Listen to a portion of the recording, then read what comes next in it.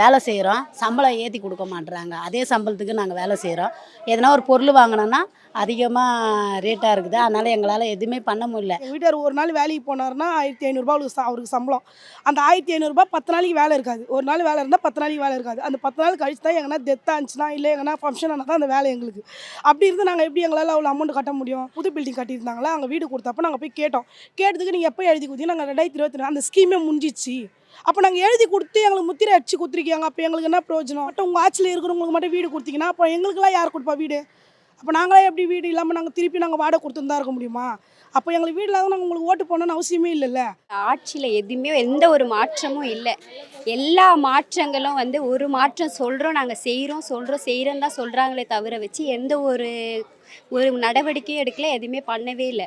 எல்லாருமே இங்கே இருக்கிற ஜனங்க எல்லாருமே இங்கே இருக்கிற லோக்கலாக இருக்கிறவங்க லோக்கல் அப்படின்ற பேரோடு தான் இன்னமும் இருக்காங்க. இங்கே எத்தனை பல பிள்ளைகள் படிக்காமல் இருக்காங்க. கவர்மெண்ட் ஸ்கூல் சரியில்லை, எதுவுமே சரியில்லை.